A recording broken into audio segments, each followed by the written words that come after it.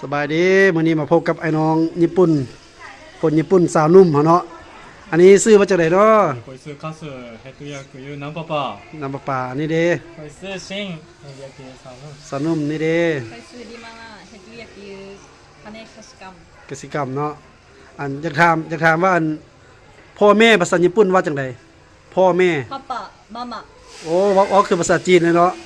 อันวันนี้มาถามมันสิ้นนี่เด้อันเอ่อครอบครัวว่าจังไดครอบครัว 家族พ่อแม่เด้เว้ยพ่อแม่ว่าแล้วเนาะอันไอ้น้องはいの兄弟โจใด兄弟เออตัวใดวันนี้มาทางอันนี้อยากถามว่าอันรถทีบว่าจะได้รถทีบロテープรถทีบภาษาญี่ปุ่น自転車จีเตนสะโอ้วันนี้อยากให้เจ้าว่าอันว่าค่อยฮักเจ้าได้ว่าจังไดあー来いはっじゃบ่แม่น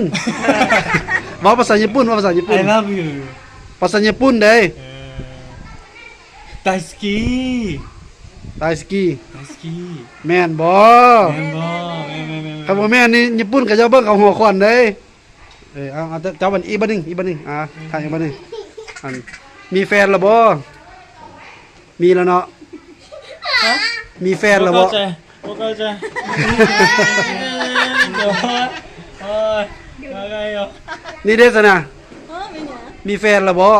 บ่คือ บ่มีเนาะเอาขอบใจเด้อขอบใจหลาย